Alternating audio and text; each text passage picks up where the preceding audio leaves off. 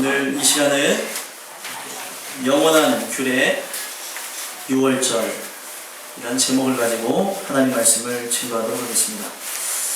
여러분들이 읽으신 본문 출애굽기를 보시면 출애굽기는 애굽을 나가다 라는 뜻을 갖고 있는 책입니다. 애굽을 나가다라고 하는 뜻을 통해서 애굽은 세상을 상징하고 그들의 역사가 실제로 진행되어짐에 따라 우리 인생이 세상에 속하였으나 세상에 사나 세상에 속하지 않은 존재로서 천국을 향해 나가는 자들이 되게 하기 위해서 이 출애굽기가 과거의 역사로만 끝나는 것이 아니라 저와 여러분들에게도 진행되어지는 것임을 알 수 있습니다. 그래서 이 출애굽기를 통해 모세는 신세대들 애굽 땅에서 살지 아니했던 광야에서 자란 신세대들에게 왜 하나님께서 자신들에게 속박을 하셨고 그 속박을 하신 것을 다시 해방시켜 주시는 걸 통해 그들을 선민을 삼으시고 그리고 그들에게 왜 언약을 주셨는지를 알려주심으로 그들에게 정체성을 알려주는 데 목적을 두고 있습니다. 우리들은 이 땅을 향해 살아가는 존재가 아니고 가나안 땅을 바라보며 천국을 바라보며 살아가야 될 존재이구나. 그것을 알게 하기 위해서 쓰여진 책이 출애굽기입니다.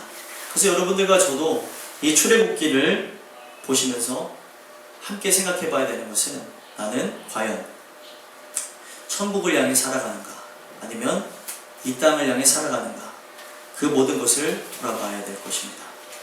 출애굽기 중에서도 이 12장은 10가지 재앙 끝에 장자 죽음을 받게 되어질 이스라엘 백성들에게 하나님께서 먼저 그것을 피할 수 있는 어린 양의 피로 그들을 구속하시는 역사를 통해 이스라엘 땅에는 이스라엘 백성들에게는 6월절이 되어지는 역사, 장자가 죽지 않게 되어지는 그 역사를 허락하셨습니다. 그것을 기념하는 걸 통해 모든 사람들, 죽어야 될 사람들이 어린 양의 피로서 살게 되어지는 걸 기념하게 되어지면서 하나님께서는 이 6월절을 통해 무엇을 얘기하고 싶으신 것이냐? 바로 6월절에 죽은 그 어린 양이 예수 그리스도를 예표하고 있다. 그래서 구약에 있는 사람들이 이것을 계속 기념하게 되어지므로 자신들의 피를 구속해 주신 하나님의 은혜를 바라보게 하기 위함이 있었고요. 또 여러분들과 저는 이것을 통해 실제로 진행되어진 예수 그리스도의 피로 말미암아 6월절 어린 양의 모습으로 돌아가 주신 그분의 사역을 통해 여러분들과 제가 새 생명을 얻었음을 기억하는 시간이 되셨으면 좋겠습니다. 그래서 이 말씀을 통해 영원한 규례 6월절 우리에게 이 말씀을 왜 주실까? 여러분들이 살펴보시면서 이것은 영원히 지켜야 될 규례가 되어지는 여러분들과 저의 말씀이 되기를 간절히 소망합니다. 그래서 영원한 규례 6월절을 통해 여러분들에게 3가지 말씀을 증거하기를 원하는데요. 첫 번째, 영원한 규례 6월절을 통해 어떤 말씀을 주시느냐? 어린 양을 취하라 라고 말씀하신다는 1절에서부터 6절까지 보게 되어지면 6월절을 시행하게 되는 그 장면을 묘사하게 되어지는데 하나님께서 어린 양을 취하게 되어지는 그 날, 또 어린 양을 취하게 되어지는 그 달을 이스라엘의 첫째 딸이 되게 하라고 얘기하는 걸 볼 수 있습니다. 2절 한번 읽어볼까요? 읽겠습니다. 시작. 이 달을 너희에게 달의 시작 곧 해의 첫 달이 되게 하고. 아멘. 이것을 기념하여서 이스라엘의 달력과 우리나라의 달력 다르죠? 우리나라는 태양력을 쓰고 있습니다. 이들은 유대력을 쓰고 있어요. 유대력은 하나님이 행하신 일들에 따라서 그 365일이 아니라 355일 혹은 365일이 안 되는 날을 정해가지고 성경에 따라서 그들이 살아갈 수 있도록 절기 가운데에 예배 가운데 살아갈 수 있도록 그 날을 정했다는 겁니다. 그래서 그 날을 정한 것을 통해서 보게 되어지면 하나님께서는 6월절 이 사건을 달의 첫 달로 삼고 그리고 그들의 날이 시작되어지게끔 하라고 얘기를 하고 있습니다. 왜 그렇게 얘기하셨을까요? 여러분들과 저는 이 내용을 통해 함께 봐야 되는 것은 6월절이라고 하는 사건은 과거에만 있는 것이 아니라 여러분들과 저에게 있어야 되는 날을 의미하는 것입니다. 왜 우리에게 있어야 되는 날이 되어지느냐? 6월절 사건을 통해 죽어야 될 사람들이 살게 되어지는 거예요. 그래서 멸망으로 나가야 될 인생인데 그들이 어린 양의 죽음으로써 살게 되어졌기 때문에 새 삶을 살게 되어진다. 새 날을 받게 되어졌다. 그래서 그것을 첫 달로 삼으라는 거예요. 이제는 새로운 인생을 살아야 되는 것이다 라고 하는 관점에서 하나님께서 그들에게 6월절 사건을 기점으로 해서 6월절이 있는 그 달을 첫 달로 삼으라고 얘기했다. 여러분들과 저는 이 말씀을 통해서 함께 보셔야 되는 것은 바로 내가 구원받고 난 이후와 이전의 모습이 은혜를 통해 달라져야 되는 것이고 바뀌어져야 되는 것임을 말씀해주고 있습니다. 여러분들의 인생의 첫 달은 언제입니까? 어린 양을 취하게 되어지는 것, 6월절에 어린 양을 취하게 되어지는 이 사건은 여러분들과 저에게 첫날이 되어져야 되는 거예요. 어린 양을 취하라고 하는 이 말씀은 무엇을 우리에게 의미하시는 거냐면 십자가를 경험하라는 거예요. 십자가.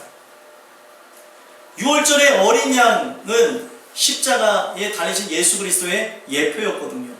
그래서 어린 양을 취하라고 하는 이것은 6월절이 형식화되어지는 것이 아니라 십자가에 달리신 예수님의 죽음이 형식화되어지는 것이 아니라 우리 모든 사람들에게 이것이 실제로 진행되어질 때까지 십자가를 경험하기를 소망하라라는 뜻을 갖고 있다는 거예요. 여러분들과 저는 이 말씀을 통해 우리 모든 인생들에게 6월절이 일어났는가? 십자가에 달려서 죽으신 예수 그리스도를 여러분들과 제가 경험을 했는가를 살펴보셨으면 좋겠습니다.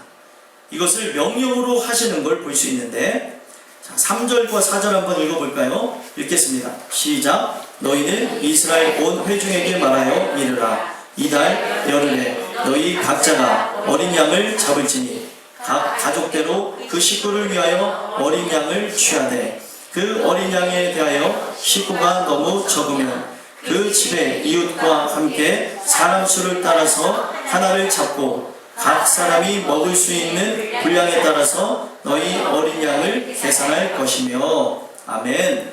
어린 양을 취하라 그랬어요.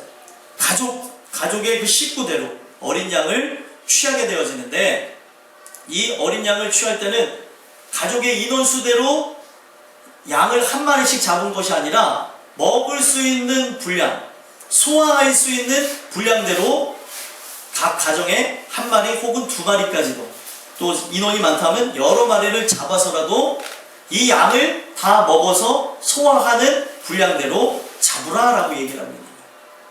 그래서 우리는 이 내용을 통해 6월절 사건이 모두에게 일어나는 사건이지만 각 개인에게 일어나는 사건임을 알 수 있습니다. 아, 6월절 사건이 각 개개인에게 있어야 되는 사건이구나.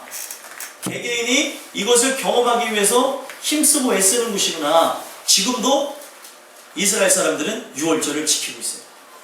모든 걸 제쳐두고 이것을 지키며 살아갑니다.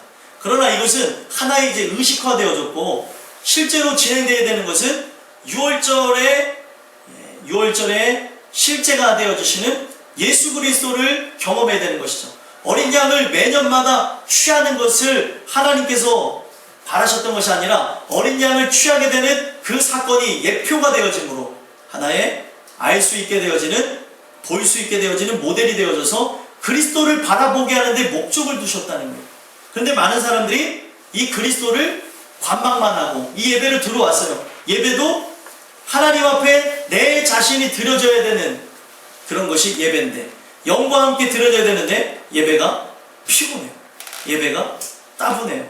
예배가 살아있지를 못해요. 역동성을 두지 못하는 게, 내가 6월절의 대상자가 되어진다. 구원에 대해서 함께 경험해야 되는, 죽음에 대한 사실을 피해야 되는 사람이 바로 나라는 사실을 잊어버렸기 때문에 그래요. 각 사람들에게 다 경험케 되어야 되는 겁니다. 그래서 여러분들 예레미야를 보시면 예레미야에도 18장에 보면 심판과 구원의 개별성, 심판은 개개인적으로 일어나고 구원도 개개인적으로 일어납니다. 예배를 공중 예배를 드리고 있어요.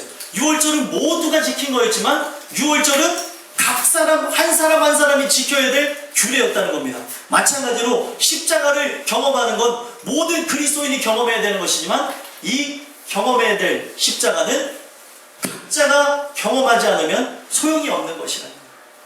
그런데 십자가를 경험하는 것, 어린 양을 취하는 것, 어떤 사람이 취하겠습니까? 어린 양을 취하는 것. 집에 장자가 있는 사람, 집에 죽음을 피해야 되는 그런 자들. 어느 누가 걸리지 않은 사람이 어디 있겠습니까? 키우는 양도 있었을 것이고, 가축들도 있었을 것이고, 자녀들도 있을 것이고, 본인도 장자 있을 수도 있고. 모든 사람들이 이것을 진행할 때에 우리 집안에 꼭 필요하다고 하면은 이것을 각 집안대로, 각 사람대로, 분량대로 나눠서 진행을 했다는 거예요. 양을 잡아서. 그렇다면은 오늘날도 마찬가지입니다. 6월절의 대상자인 나, 죽음을 피해야 될 대상자인 여러분, 내가 바로 이 6월절에 참여하게 되어지는 자가 되지 않는다면 여러분들 이 6월절은 아무 의미가 없는 거예요. 십자가의 죽으심은 아무 의미가 없는 겁니다. 십자가의 죽으심에 동참케 되어지는 것, 십자가를 경험케 되어지는 것이 실제가 되어야 되는데 내가 죽을 존재라는 것, 죄인이라는 걸 알지 못하니까 이 예배가 여러분들과 저에게는 역동성을 잃어버리게 되는 이유가 될 수 있다. 형식으로 일관하게 되어지는데 아닙니다. 뭐 어떤 데는 그렇잖아요. 파격적으로 예배를 다른 데 가서 드리시라고 그럴 수도 있겠지만 우리가 이 전에서도 예배를 드리고 또 명절을 새러 가려고 새러 갔다가도 올라와서 예배를 자꾸 드리려고 하는 이유는 하나님께서 주시는 그 말씀이 내 인생의 전부를 다 관장하고 영원까지도 이끌어가는 말씀이기 때문에 우리는 지금 이 자리에도 모여 있는 것이. 그렇다고 해서 없는 분들을 너무 누가 알았지 이러지 마시고 내가 이 예배 가운데에 들어와서 나는 과연 이 죽음을 피해야 되는 자로서 필요한가? 필요한 자는 양을 잡을까요? 안 잡을까요? 양을 잡겠죠. 마찬가지입니다. 지금도 내 죄악에 대한 문제를 해결하길 원하는 자, 내가 죽음의 사실에 의해서 죽게 되어질 것이 실제로 느껴진 자들은 양을 잡으려고 할 것입니다. 예전에는 양을 잡으면 됐죠. 지금 누굴 잡아야 되는 거예요? 예수님을 잡아야 돼요. 옷자락이라도 잡았던 그 여인의 심정처럼 주님을 잡아야 되는데 십자가를 붙들어야 되는데 십자가 밑에 나가려고 하는 마음이 없습니다. 내가 죄인이 되어지지 않다 보니까 나는 의인인 것 같으니까 다른 사람들한테 내 모습을 보지 못하니까 다른 사람들한테 뭐라고 나는 보지를 못하니까. 그리고 이 예배가 지금 다른 사람을 위해 존재하는 게 아니고 나를 위해 존재하는 걸 모르니까 다른 데로도 나갈 수도 있고 세상과도 타협할 수도 있고 이 모습 저 모습으로도 살아갈 수 있습니다. 여러분들과 저는 어린 양을 취하게 되는 그 역사, 어린 양을 만난 역사 여러분들에게 있는지를 보셨으면 좋겠어요. 그 어린 양이 여러분들을 위해서 죽으셨는데 그 죽으신 그 어린 양 대신 예수 그리스도가 여러분들에게 실제로 역사해 주지 않는다면 아무런 의미가 없다는 겁니다. 우리는 지식적인 예수님에 대해서는 다 알아요. 지금도 제가 여러분들한테 말씀하는 것을 통해 지식적인 유월절을 여러분들이 알게 될 것입니다. 그러나 지식적인 예수 그리스도가 무슨 의미가 있냐는 거예요. 예수 그리스도를 만나야 되는 것이죠. 나의 죄악을 해결하신 그 예수님을 만나야 되는 것이죠. 우리 예수님이 사람의 죄를 해결하기 위해서 사람의 죄는 사람이 대신해야 되는 거예요. 그러나 그렇게 할 수가 없기 때문에 하나님께서는 인격적으로 진행해야 되기 때문에 짐승의 피로써 우리의 죄악을 덮는 역할을 하셨었던 겁니다. 모형적이었던 것이죠. 그래서 결국에는 인간의 모든 죄악을 해결하기 위해서는 사람이 죽어야 되는데 완전한 사람이 있냐는 거예요. 그래서 결국에 모든 사람을 관장할 수 있고 완전하신 분이신 하나님의 아들 예수 그리스도가 죽게 되어진 것입니다. 그래서 결국에 예수 그리스도가 우리 모든 인류를 위해서 죽게 될 것이라는 사건을 알게 하기 위해서 애굽을 나가는 과정 가운데에 6월절 어린 양을 잡는 사건을 통해 십자가에 달려 죽으실 예수님을 모든 사람들에게 보여주는 거예요. 그래서 예수님은 6월절 어린 양으로 돌아가 주셨다는 것을 이 6월절의 양을 붙잡고 있는 날을 보시면 3절에 보면 이달 열흘째에 이달 10일, 예를 들면 1월 10일에 양을 취해요. 그래서 이 양을 언제 잡아요? 쭉 내려가서 보면은 14일날 6절 말씀 5절 6절 읽어볼까요? 읽겠습니다. 시작. 너희 어린 양은 흠없고 1년 된 수컷으로 하되 양이나 염소 중에서 취하고 이달 열 나흘날까지 간직하였다가 해질 때에 이스라엘 회중이 그 양을 잡고 아멘. 며칠 동안 데리고 있어요? 열 나흘. 그래서 이게 뭐 14일 동안 데리고 있으라는 게 아니라 14일까지 10일날 이 양을 데리고 와서 1월 14일에 이 양을 잡으라라는 내용이에요. 그래서 예수님이 6월절 양이 되어셨다라는 걸 알게 하기 위해 예루살렘에 입성하셔서 예수님은 4일간 동안 활동하시고 4일째 되는 날 잡히셨습니다. 본인이 6월절 양이라는 것을 보여주시는 거예요. 내가 너희를 위해 모든 죄를 씻기 위해 나의 보배로운 피를 흘릴 것이다 라는 걸 보여주시는 것이죠. 그래서 예수님이 6월절 양이라는 걸 여러 가지를 통해서도 알려주시지만 보시면 6월절 때부터 생겨난 규례가 무엇이냐면 뒤로 쭉 가시면 12장 46절 읽어보겠습니다. 읽겠습니다. 시작. 한 집에서 먹되 그 고기를 조금도 집 밖으로 내지 말고 뼈도 꺾지 말지며 아멘. 자, 뼈를 어떻게 하래요? 꺾지 말라 그랬습니다. 그래서 요한복음 19장에 보게 되면 예수님이 죽으시는 그 장면을 보게 되어지는데 예수님이 돌아가셨나 돌아가시지 않으셨나를 확인하는 그 과정 가운데 그들이 관습적으로 십자가에 달려 처형할 때 저가 죽었나 안 죽었나를 다리를 꺾어봐서 확인하는데 예수님은 다리를 꺾지 아니하고 옆구리에 창을 찔러서 물과 피를 쏟는 걸 통해서 확인하셨다. 왜 그 사건이 그가 죽으시고 장사 들어가기 직전에 그 일이 기록이 되어졌느냐? 바로 예수님이 6월절 어린 양이라. 그러면 과거에 이들은 6월절 어린 양을 간직하고 정말 잘 4일 동안 잘 보살펴주고 4일 동안 잘 먹이고 탈이 나면 안 돼요. 털이 뜯겨지거나 설사를 하거나 그러면 흠이 있는 양이 되기 때문에 흠없는 양만이 6월절 양이 되어질 수 있습니다. 양이나 염소가 되어질 수 있어요. 바쳐질 수 있는 제물이 된다는 거예요. 그러면 이 세상에 사람을 대신할 흠이 없는 사람이 있어요? 없기 때문에 하나님의 아들이 죽으셨다는 거예요. 누구를 통해? 누구를 위해서요? 바로 나를 위해서 죽으셨다는 겁니다. 그런데 나를 위해 죽으셨는데 우리는 아무런 감흥이 없어요. 나를 위해 죽었다는데 왜 나는 안 느껴지지? 그게 문제예요. 느껴지기까지, 체험되기까지 기도해야 돼요. 십자가를 경험하는 것. 2000년 전에 역사적인 사건으로 끝난 게 아니라 오늘 나에게 있어야 되는 것입니다. 어린 양을 취하라라고 얘기한 이유가 뭐예요? 십자가를 붙잡으라는 거예요. 십자가를 경험하라는 겁니다. 그러면 십자가로 나가는 사람이 누굽니까? 완전히 죄인이 된 자 외에는 십자가 밑에 나가는 일이 없다는 거예요. 예배에 나오는데 예배 우리가 드릴 때 보면 피곤할 때도 있어요. 괴로울 때도 있고 몸이 아플 때도 있고.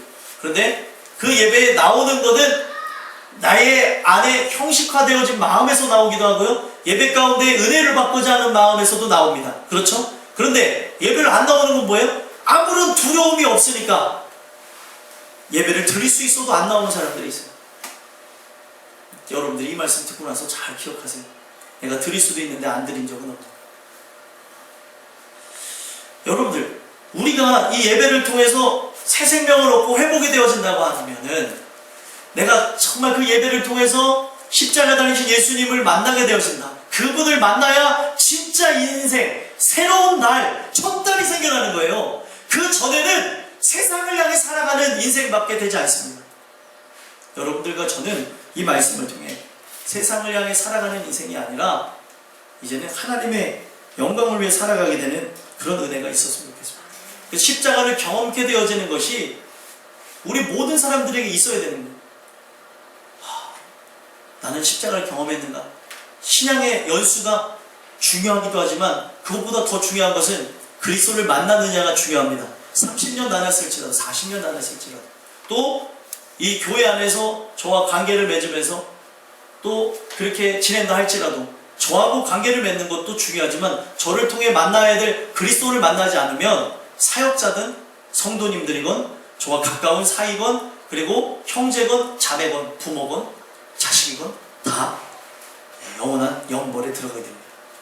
여러분들과 저는 이것을 통해 나는 어린 양을 잡았는가? 어린 양을 취하였는가? 정말 죄에 대한 문제가 해결이 되지 않아서 십자가 밑으로 나갔는가? 시공간을 초월해서 나의 죄를 해결하옵소서 라는 마음을 갖고 예배 가운데 나왔다가 모든 죄가 도말되어지는 그런 영적인 사건을 경험했는가?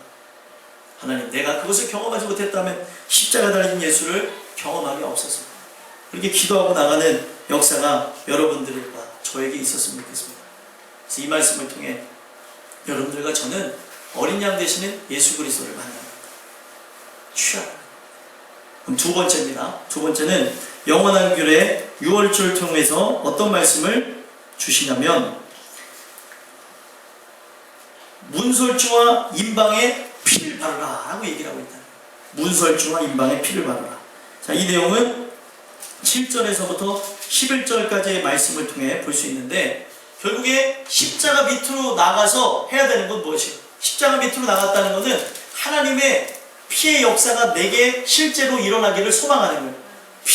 그 피가 나를 위해 흘려져야 되는 것이죠. 그 피가 나에게 뿌려져야 되는 것이죠. 그래서 십자가에서 우리 모든 인생은 십자가 그 아래서 새 생명이 다시 나에게 들어올 수 있기를 소망하는 거예요. 그러려면은 어떤 일이 있어야 됩니까? 과거에는 살기 위해서 문설주, 좌우의 문설주에 피를 바르고 임방, 위, 아래에다가 피를 발라서 그 피를 보고 죽음의 사신이 넘어갔다면 지금은 어떤 일이 있어야 되는 겁니까? 여러분들의 마음의 땅에, 여러분들 마음의 문에 예수 그리스도의 피가 뿌려져야 된다. 그리스도의 피로 뿌려짐으로 내 죄가 씻어지는 것을 경험하지 않았다면 다 종교인이고요. 이것을 실제로 경험하지 않았다면 교회를 다녀서 지금 긍휼을 구하는 것이지 교회를 다니면서 참된 행복과 하나님의 영광을 살아가는 게 아닙니다. 긍휼을 지금 기다릴 때라는 거예요. 지금은 우리가 이 말씀을 들으면서 하나님의 긍휼만을 바랄 때일 수도 있다는 겁니다. 여러분들이 스스로가 점검해 보실 필요가 있는 거예요. 나는 교회를 어떻게 다녔는가? 그냥 복 받기 위해서, 위로를 받기 위해서, 세상에서 그냥 편안하게 살기 위해서 다녔는가? 아니면 인격적으로 예수님을 만나 영원한 천국에 들어가기 위해서 다녔는가? 예전에는요, 기복적인 신앙을 갖고 교회 다니는 사람이 너무나 많았습니다. 근데 요즘에는 기복적인 거를 이제는 어느 누구나 잘못되어졌다는 것을 아는 시대가 되어졌어요. 그렇다면은 대안이 되는 예수 그리스도를 찾느냐? 아닙니다. 교제와 평안함과 안락을 위해서 자신의 여가 생활을 위해서 우리 교회는 물론 이제 어떤 여가 시설이나 이런 부분은 크진 않습니다. 대부분의 대형화되어지는 교회 다니는 이유가 뭐예요? 편의시설과 여가시설과 거기서 배우게 되어지는 여러 가지 것들 때문에 이용하기 위해서 다니는 거예요. 땅의 것을 이용하기 위해서 다니는 것이지 누가 말씀 배우러 다닙니까? 누가 영생을 얻으려고 다니냐는 거예요. 요즘 같은 시대에 누가 말씀을 찾습니까? 갈급한 영혼을 찾을 것인데 이 땅끝교회 말씀 찾는 사람이 누구냐? 하나님의 말씀을 사모해서 그 예배를 내가 정말 드리길 사모한 사람이 몇이나 됩니까? 여러분 스스로 질문을 던지시는 거죠. 저에게도 질문을 던지는 거고 모든 사람들의 질문을 던지는 거예요. 정말 이 말씀이 바로 영생의 말씀이라고 하는데 주님, 내가 이 말씀을 통해 구속함을 받기를 원합니다. 이 심정을 갖고 예배를 드린 사람이 몇이나 있을 것이며 정말 내가 십자가 달리신 그 예수 그리스도의 피의 구속함의 역사가 내게 일어나길 원합니다. 그런 사람이 몇이나 있냐? 여러분들, 이 말씀을 통해 내 마음의 땅에 성령을 통해 피로 인치심의 역사가 있는지를 보셨으면 좋겠습니다. 그래서 좌우 문설주와 임방에 발랐다고 하는 그 피의 역사는 과거에 모형이 되어졌다면 이제는 실제적으로 그리스도가 내 안에 성령을 통해 피로 인침을 해주시지 않는다면, 그 피로 씻겨주시지 않는다면 이 죄에 대한 문제가 해결되지 않기에 그 누구도 살 수가 없습니다. 그래서 십자가에서 경험하게 되는 것은 죄에 대한 용서예요. 죄에 대한 용서하심과 새롭게 하심인데, 우리는 이 말씀을 통해 나의 죄를 용서해 주시는 피의 씻김의 역사가 개개인에게 인격적인 날로, 기억되어진 날로, 몇 날, 며칠, 몇 시는 중요한 게 아니지만 여러분들에게 기억될 사건으로 있냐는 거예요. 내가 예수 그리스도를 실제로 경험하게 된 날 있습니까? 질문을 던지셔야 됩니다. 신앙이란 계속되어진 질문을 던져야 되는 것이지, 신앙이란 그냥 흘러가는 흐름 속에 그 안에 있는 게 신앙이 아닙니다. 그곳에서 만나야 될 주님을 만나고 경험하고 그분을 체험해야 사는 것이에요. 시간이 지남에 따라 달라지는 여러분들과 저의 모습이 있어야 되는 것입니다. 시간이 달라짐에 따라 내가 달라지지 않는다면 나에게 손을 대시고 나를 바꾸시는 하나님의 징계가 오늘도 살아있어야 하나님의 자녀입니다. 버젓이 세상을 향해 살아가는데 아무런 징계가 없다면 내가 하나님의 자녀인가? 오히려 두려워야 되는데 세상을 향해 살아도 두려움이 없고 하나님이 쳐도 두려워하지 않는데 어떻게 우리가 하나님의 영광을 위해 살아가는 그리스도인이라고 얘기할 수 있습니다. 여러분들과 저는 이 내용을 통해서 피가 발라져 있어야 되는 인생. 그래서 예수 피, 그 보혈이 그렇게 중요한 것이구나. 그것을 보배로운 피라고 했구나. 나는 그 보배로운 피로서 씻김을 받은 자인가. 그것을 보시는 은혜가 있었으면 좋겠습니다. 이 피를 바르고 나서 무엇을 하라고 합니까? 8절에서부터 10절까지 한번 읽어보겠습니다. 읽겠습니다. 시작. 그 밤에 그 고기를 불에 구워 무교병과 쓴 나물과 아울러 먹되 날 것이로나 물에 삶아서 먹지 말고 머리와 다리와 내장을 다 불에 구워 먹고 아침까지 남겨두지 말며 아침까지 남은 것은 곧 불사르라. 아멘. 자, 이 내용을 보면요, 이 피를 마음에 바르라고 제가 말씀드렸잖아요. 그러면 여기서 먹으라고 하는 것은 어떤 의미일까요? 먹으라고 하는 의미는 그리스도의 살을 먹는다 라는 것을 얘기하는 겁니다. 예수님이 최후의 만찬을 하시면서, 최후의 만찬을 진행하시면서 우리에게 어떤 말씀을 허락하셨어요? 이것은 너희를 위해서 흘리는 나의 피, 곧 언약의 피니라. 그리고 너희는 내 살을 먹으라 라고 얘기를 했어요. 그래서 우리는 그걸 기념하기 위해서 성만찬식을 하는데, 성만찬 예식은 실제로 여러분들과 저에게 보여지는 그 예식으로 그 떡과 그리고 그 피가 되어지는 포도주를 마시는 것에 기념하라는 것이 아니라 그리스도의 죽으심이 우리에게 실제가 되기를 원하라. 그것이 너희에게 늘 일어나길 소망하고 일어났다면 그것에 대한 감사로 살아가는 의미를 두고 있다는 거예요. 근데 오늘날 많은 사람들은 예식에는 관심이 있는데 나에게 이런 일이 일어났는가에 대해서는 관심이 없다는 겁니다. 여러분들이 관심을 가져서 보시면 고기를 불에 구워서 먹으라 그랬어요. 바로 예수님의 살을 먹으라는 거예요. 예수님의 살. 그리스도의 그 말씀으로 늘 채워지라는 것을 의미하는 겁니다. 그리고 무교병은 무엇을 상징하는 것이냐면 누룩을 넣지 않은 빵이에요. 빵에는 누룩을 넣어야 빵이 부풀어서 먹음직스럽기도 하고 보암직스럽기도 하고 그렇죠? 근데 그것을 뺀 제가 이 무교병에 해당되는 걸 먹어봤는데 되게 맛없더라고요. 빵이 그냥 빈대떡도 아니고 이거 맛있다고 꼬숩다고 먹는데 누군 맛있다고 먹는데 저는 맛이 없더라고요. 그리고 이거 갖고 뭘 같이 먹냐면 쓴나물하고도 같이 먹으라고 얘기하고 있습니다. 무교병에 그 누룩을 넣지 않는 것, 부풀게 하는 누룩을 넣지 않는 이유는 뭐냐면 이 세상의 죄악과 그 더러워진 것에 오염되지 말라는 거예요. 죄악으로 오염되지 말라고 하는 걸 상징하는 겁니다. 그래서 우리는 십자가의 인침을 얻은 자가 되어졌다면, 십자가에서 그 피의 인침을 받은 자라면 우리는 세상의 것이 우리에게 들어오면 안 되는 거예요. 그래서 마귀로 틈타지 말라고 한 이유도 바로 그런 차원에서 있는 겁니다. 죄악이 우리에게 들어오면 안 되는 거예요. 누룩은 존재하는 것이 아닙니다. 더욱더 보암직도 하고 먹음직도 하기 위해서 세상의 그런 것들이 우리 안에 들어오면 안 된다는 거예요. 그런데 오늘날 우리가 십자가에 달리신 예수 그리스도를 경험했다고 하는데 여러분들한테 흘러들어오는 것을 점검해 볼 만한 말씀의 거울을 왜 비춰보시지 않냐는 거예요. 늘 이것을 점검해 볼 수 있도록 그리스도의 살을 먹으라, 말씀으로 채워져야 되는 것을 말씀하는 겁니다.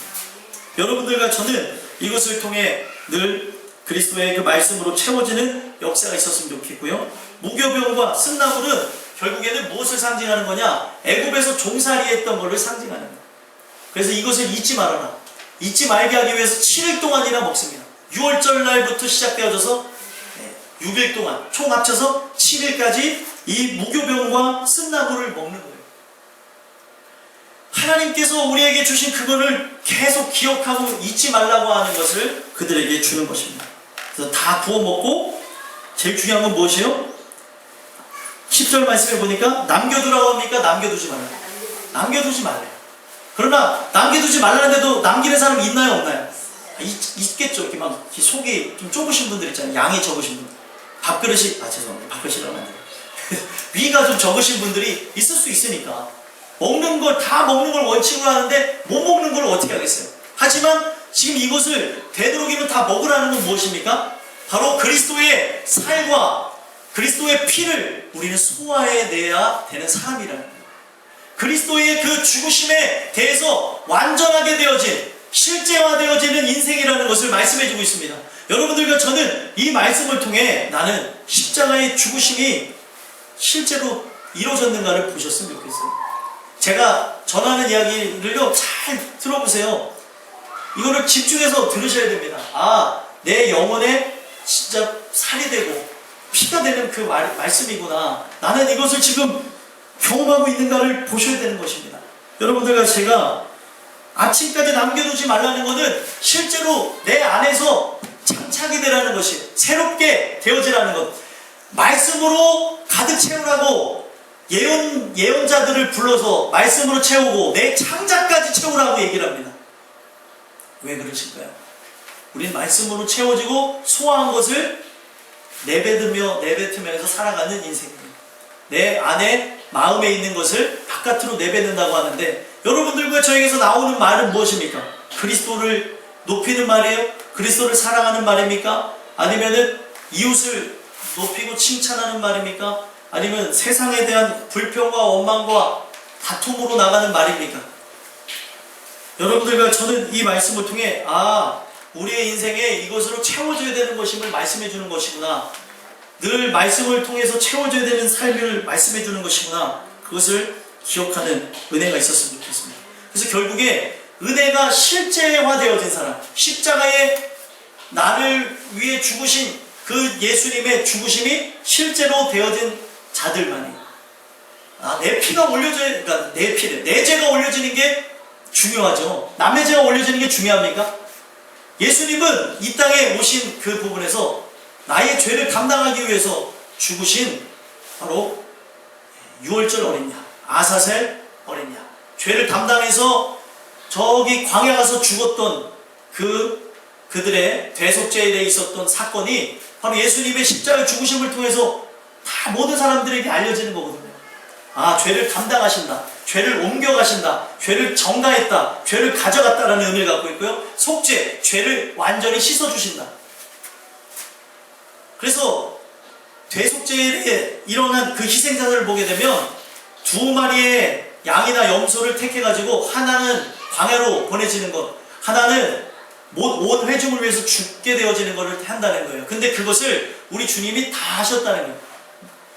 사도 요한이, 세례 요한이 무엇을 봤습니까? 예수님을 봤는데 세상 짐을 짊어지고 가는 하나님의 어린 양이로다, 이런 얘기를 했다는 거예요. 그 세상 짐이 남의 짐이 아니에요. 나의 짐, 수고하고 무거운 짐, 여러분들 이제 십자가 밑에 내려놔야 된다는 거예요. 그 짐을 아직도 짊어지고 있고 끝날 때 짊어지고 가려고 그러니 그게 되겠냐는 겁니다. 오늘 이 말씀을 통해 내 짐이 올려지는 것, 나의 죄가 올려지는 것을 의미하고 있구나. 은혜를 통해 우리의 삶이 변화되게 없어서 고백하며 나가는 여러분들과 제가 됐으면 좋겠습니다. 그리고 나에 대한 그 모든 죄가 도말되어지고 난 후는 소화되었어요. 은혜가 내게 임했습니다. 십자가가 나에게 실제가 됐어요. 그런 사람은 이제 11절 말씀대로 나가는 거예요. 읽어보겠습니다. 읽겠습니다. 시작.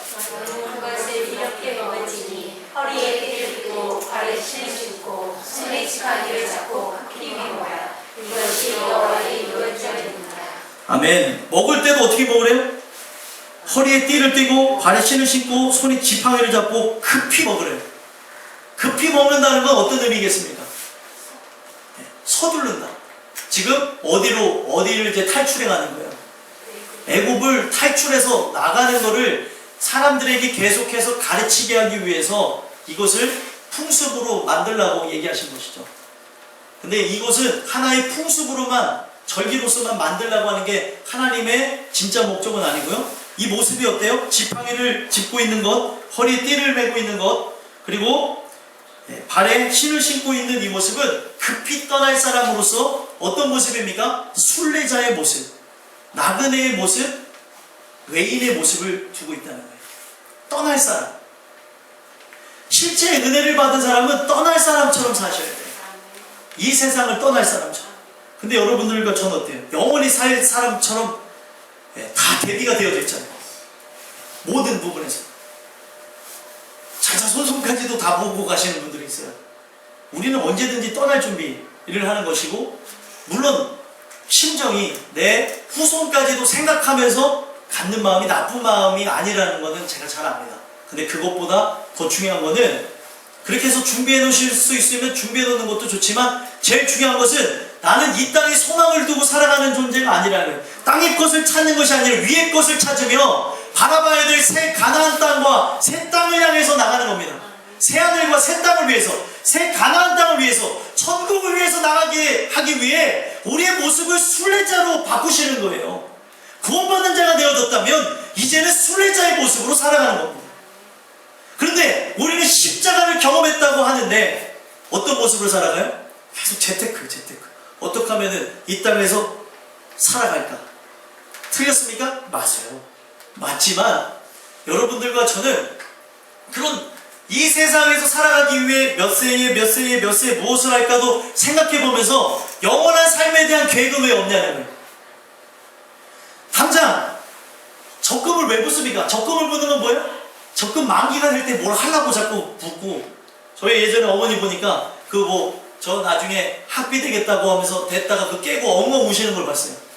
이걸 좀만 더 하면 더 보면은 이걸 탔는데 이걸 깼다고 하면서 집이 어려워서 그걸 썼던 적이 있거든요. 근데 어렸을 때 아무것도 모르는 채 봤는데 무엇을 깼다고 하는데 엉엉 우시고, 뭘 깼는데 누가 도자기를 깼나, 뭐 밥그릇을 깼나, 왜 이렇게 우시나 했더니 적금을 이제 만기가 가까운데 깨게 되면 그거를 이제 못 받는데요. 근데 그때 막 우시는 걸 봤는데, 우리는 이 세상에서 무언가를 위해서도 이렇게 저렇게 다 준비를 하고 세상을 떠나면서도 내 자녀에게 어떻게 되기까지, 너 이렇게 살아라 저렇게 살아라 하면서까지 다 준비를 하는데 왜 내 영혼에 대한 채비를 하지 않냐. 영원한 삶을 위해서 재테크를 왜 안 하시냐는 겁니다. 통장은 늘어가는데 하늘나라는 비어있어요. 삶에 대해서 보게 되어지면 우리의 삶은 점점 좋은 집과 좋은 차와 나아지는 모습으로 바뀌어져 가는데, 천국에 대해서 내 마음은 전쟁이고, 천국을 가기 이전에 내 마음이 주님을 모신 곳으로 천국이 돼야 되는데, 오늘도 전쟁 가운데 살아가는데, 오늘도 노예처럼 살아가는데 무엇이 천국이 임한 사람입니까?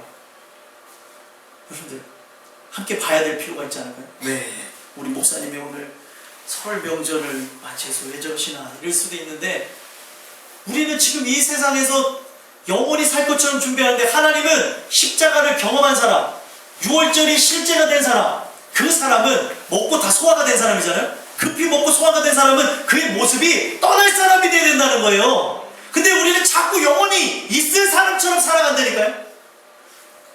뭐 어쩌란 말입니까? 이런 얘기를 하실 수도 있겠지만, 여러분들의 마음가짐이 제일 중요한 것이겠죠. 이 세상의 것을 준비하지 말라, 이 세상의 것을 아예 등지라는 것이 아니라 언제든지 오늘 내 인생이 끝날 것처럼 사셔야 된다는 거예요. 언제 내 인생이 끝나는지 모르잖아요. 그런데 가장 중요한 것, 나의 삶에 대해서의 계획은 다 마련이 되어져 가는데 영원한 삶에 대해서는 마련이 왜 안 되지냐고요. 천국에 내 땅이 있는가 보셔야죠.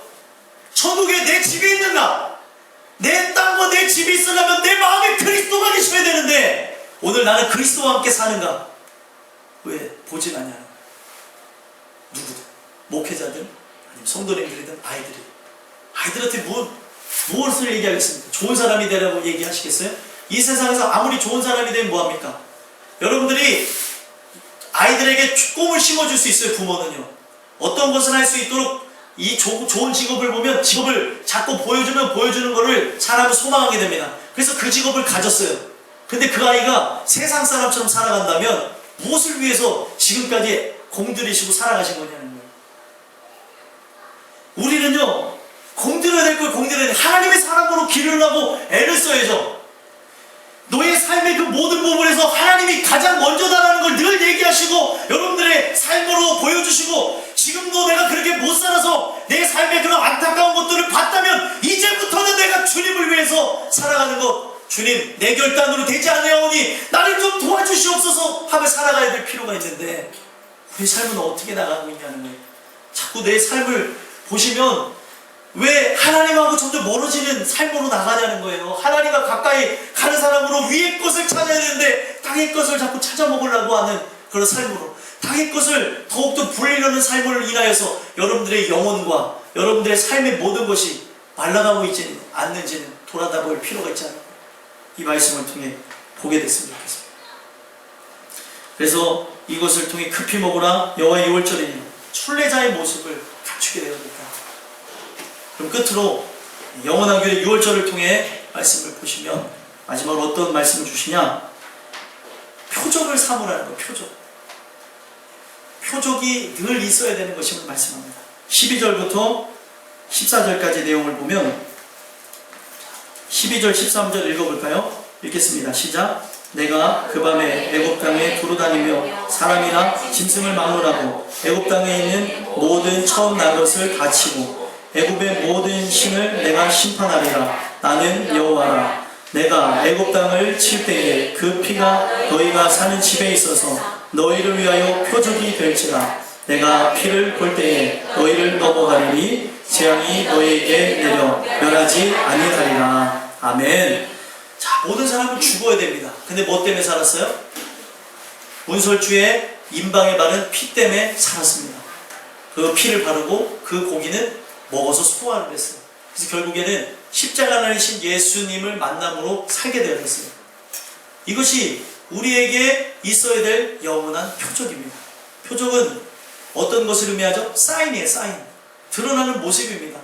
그러면 여러분들과 저에게는 이것이 표적이라고 한다면 내 마음에 이 피뿌림의 역사는 과거로 끝나는 게 아니라 현재 이 피뿌림이 여러분들의 마음의 문설주에 뿌려져 있어야 됩니다. 내 마음의 심령에 말씀으로 채워져 있어야 되는 것임을 의미하고 있습니다. 그래서 구원의 감격은 영원히 기억되어져야 되는 것이지, 그것이 잠깐이나 또 얼마 되지 않아서 끝나는 것이 아니라는 거예요.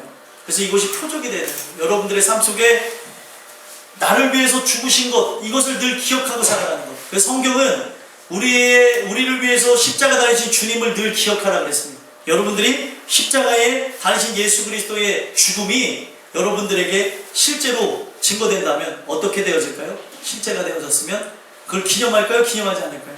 세상에 보게 되어지면 정치를 잘했던 사람의 석상도 막 세워놓잖아요. 동상, 석상 뭐 이런 거 세워놓습니다. 그런데 내가 영원한 영벌로 들어가서 끝나게 될 인생인데, 나를 위하여서 죽어주심으로 내가 영원한 천국에 들어갈 수 있다면 기념해야 되나요? 기념하지 말아요. 기념해야 되겠죠. 실제 구원의 역사를 체험한 사람은 이 구원의 감격을 잃어버리지 말고 십자가에 달리신 예수 그리스도를 늘 기억하며 그분 때문에 살았다는 것을 늘 생각하라는 거예요. 여러분들과 저는 이것이 여러분들의 삶 속에 실제로 일어나는 일이었으면 좋겠어요. 내 안에 지금 은혜가 있느냐? 지금 오늘의 구원의 감격 속에 살아가느냐? 아니면 여러분들 조금이라도 어떻게 되어지면 쓰러질 것처럼, 넘어질 것처럼, 낭망할 것처럼, 자칫 잘못하면 그냥 모든 삶이 와르르 무너질 것처럼 살고 계시지는 않냐는 거예요. 보셔야 돼요. 건강이든 제가 하는 말을 잘 들으시고, 제가 주신 마음이 있어서 말씀드립니다. 올 한 해 여러분들과 저에게는 그냥 하나님이 주신 은혜 안에 고통은 있을 수 있겠지만 형통케 하는 은혜가 있었습니다. 형통은 무엇입니까? 하나님의 뜻이 진행되어지는 거예요. 근데 지금 딱 보면은 그런 거 있잖아요. 있잖아요. 고름이 가득 찼어요. 여기 뭐가 제가 질문을 나서 고름이 가득 차게 되면 바늘 턱 찌르면 어떻게 돼요? 그 고름이 촥 하고 나오겠죠. 그런 것처럼 지금 하나만 잘못 틀어지게 되면 와르르 무너지게 되는 탑처럼, 와르르 무너지게 될 삶처럼, 또 자칫 잘못하면 떨어질 그 외줄을 타는 인생처럼 살아가고 있진 않아요. 여러분들과 저는 오늘 살아가는 이 삶 속에서 하나님의 은혜로, 기쁨으로 살아가는 것 외에는 방도가 없습니다. 고통이 있을 수 있어요. 돈에 대한 것, 명예와 권력에 대한 것, 이 세상에 있는 많은 사람처럼 취하지 못해서 그럴 수도 있습니다. 그러나 내 안에 그리스도에 대한 기쁨이 있는, 그리스도에 대한 기쁨이 있으면 다 가졌습니다. 그러나 이 세상에 있는 그 모든 것들이 다 채워져 가는데 그리스도가 없으면 영원히 돈을 벌어도 채울 수 없는 그 속량에 관한 은혜를 못 받았다는 거예요. 내 죄값을 치러주지 않는, 내 죄값을 치러주신 그 은혜를 못 봤다는 거죠. 경험을 못했다는 거죠. 소망하기는 여러분들과 제가 구원받게 되는 그날을 늘 기억하며 그 구원의 감격을 여러분들 기념하며 살아갈 수 있는 그런 인생이 되셨으면 좋겠습니다. 14절 마지막 읽어보겠습니다. 읽겠습니다. 시작. 너희는 이날을 기념하여 여호와의 절기를 삼아 영원한 규례로 대대로 지킬지니라. 아멘. 어린 양이 죽어주심으로, 어린 양이 죽어짐으로 다시 살게 되었어요. 그 이날을 기념해야 되겠죠? 근데 그 어린 양이 누구예요? 예수님. 그 예수님을 통해 여러분들이 다시 살게 된 게 진짜면 이걸 늘 기억하고 사는 거예요. 세상이 아무리 힘이 들다, 어렵다 하더라도 여러분들 안에 있는 그 생명의 기쁨을 빼앗기지 말라는 거예요. 무엇이 고통스럽습니까? 죄가 더 고통스러워야 되지, 여러분들의 삶의 육체적인 것에 의해서 고통받는 게 더 크면 안 됩니다. 살아가는데 돈이 없을 수도 있어요. 남들처럼 못 먹을 수도 있습니다. 못 입을 수도 있어요. 못 가르칠 수도 있고 못 살아갈 수도 있습니다. 근데 그게 무슨 의미가 있습니까? 가장 큰 의미는 그리스도를 만나는 겁니다. 근데 다 돌아보셔야 될 것 같아요. 우리 모든 사람, 저를 비롯해서 여러분들 모두가 자녀를 가르칠 때 지금도 보여주는 게 뭐냐면, 또 부부간의 대화 속에 바라보는 게 무엇입니까? 또 부모와 자식 간의 대화 가운데 무엇을 얘기하고 있냐는 거예요. 여러분들과 저는 이 말씀을 통해 영원한 규례, 6월절이 다시 회복되어지는 은혜가 있었으면 좋겠습니다. 그래서 죄악으로 인하여서 그리스도에 대한 은혜를 잃어간 사람들, 종교성에 의해서 세상과 타협하게 된 사람들이 결국에 하나님의 은혜를 통해 내가 세상과 타협하고 죄로 얼룩졌다는 걸 깨닫고 난 후 회복하는 게 무엇이냐? 6월절을 회복시켰습니다. 모든 왕들이 타락했다가 돌아온 뒤에 회복시키는 게 무엇이냐? 6월절이에요. 그러면 이 6월절 영원히 지킬 규례입니다. 여러분들에게 나타내야 될 규례예요. 영원한 규례가 되어졌다는 이 말은 그리스도를 상징하는 것이기도 합니다. 여러분들과 제가 그리스도를 경험하게 되어짐으로 여러분들이 구원받은 그날이 잊어버리게 되어지고 그 감격 속에 취해서 나가야 되는 인생인데, 세상에 취해서 나가는 삶이라면 우리는 지금 어떤 것을 위해 나가냐, 이 말씀을 통해 돌아보시고 2017년 남은 11월 달이 하나님의 기쁨이 되어지는 여러분들과 제가 되기를 간절히 소망합니다. 기도하겠습니다. 하나님 감사합니다. 오늘 영원한 길의